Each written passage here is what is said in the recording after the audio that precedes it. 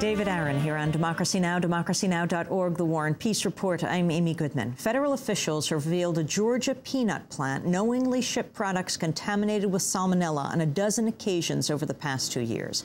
On Wednesday, the FDA expanded its recall of peanut butter products in what's become one of the largest food recalls in U.S. history. The FDA is now asking retailers, manufacturers, consumers to throw out every item containing peanut products manufactured at the Peanut Corporation of America plant in Blakely, Georgia.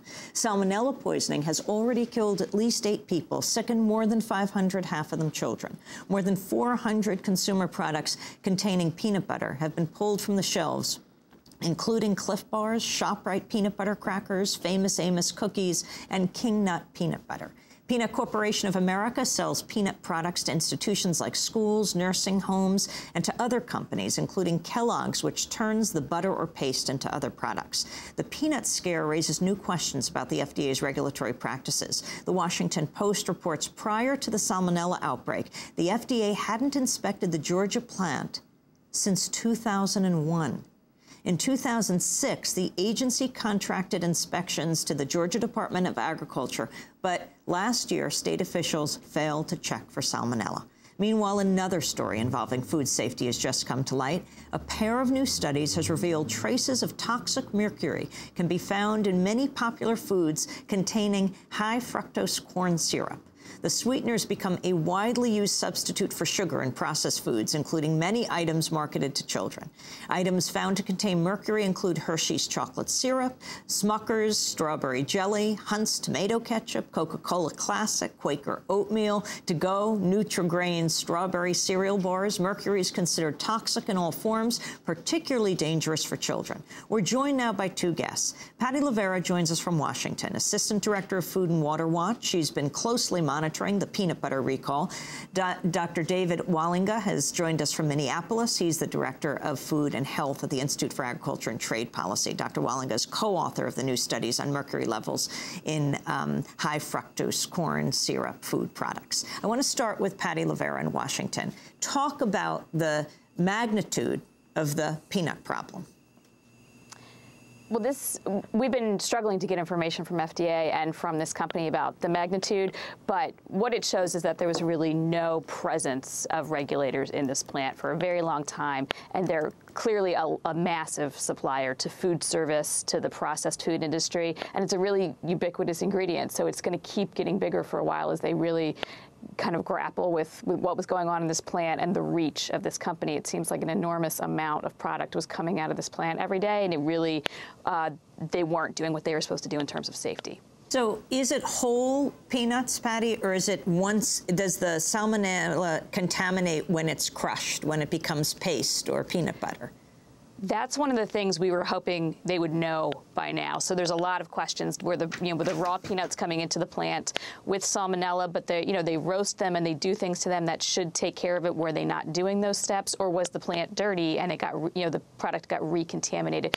This is all of the stuff that this investigation should tell us. It hasn't yet, but it does seem like they've done sampling in the plant and they found salmonella in the plant. So it seems like there's sanitation problems as well. So the products that are involved are everything in this plant. So that's whole peanuts that were used as an ingredient, and then various types of processed peanuts like peanut butter or peanut paste they would use to thicken something. So it's really a wide array of products that go out then into the food chain through these other processed foods. Patty Levera, then explain what salmonella is and then what it does when ingested. So salmonella is a pathogen. It is found in many forms. There's different strains, and that's one of the issues with this investigation is which strain was found in which product and in the plant.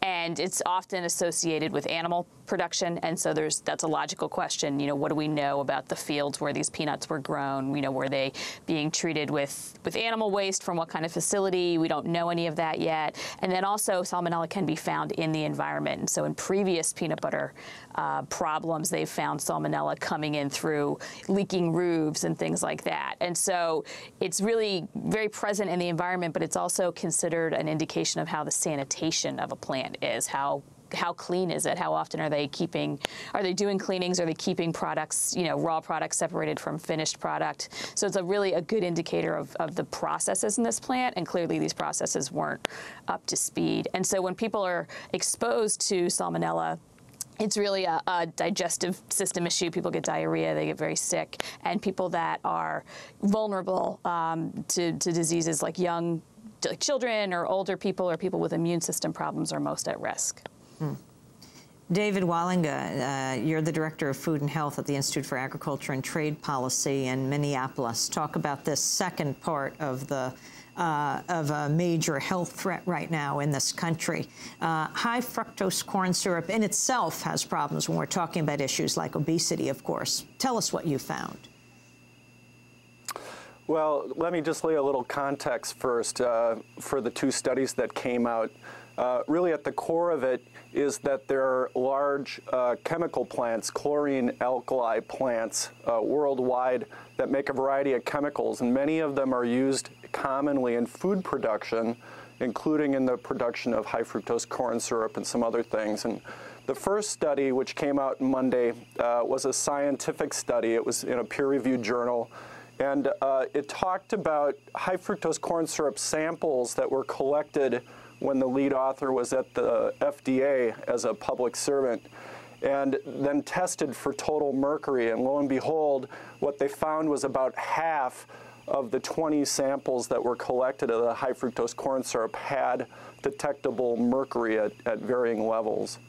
And then the second study was one that my own group did that tried to extend on this problem and finding and go out to supermarkets and actually look for common brand name food and beverage products and test them for total mercury as well. And we found that about 1 in 3 of the 55 products that we sampled had detectable mercury in them.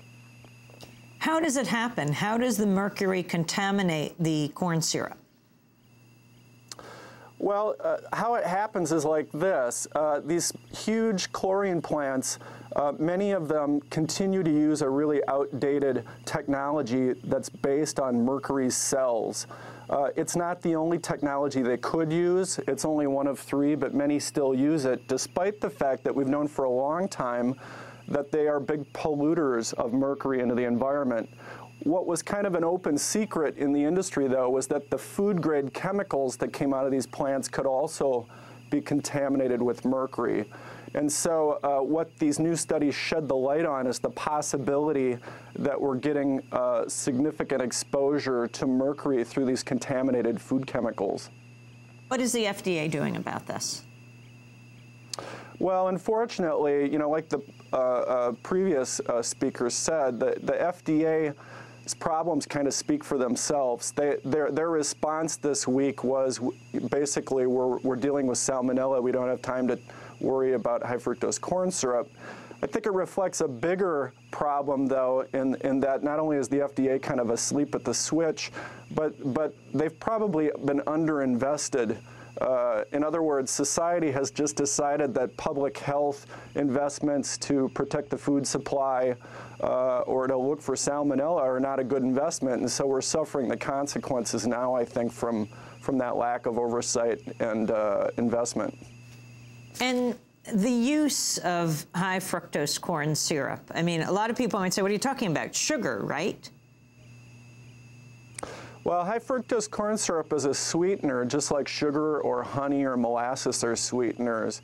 And what's different is that high fructose corn syrup's really only been widely used in the U.S. food industry since maybe the mid-'70s, and only used in soda pop since the early '80s. But it's rapidly become the major sweetener, to the point where now 1 in 10 calories that the average American eats comes from high fructose corn syrup. And that's the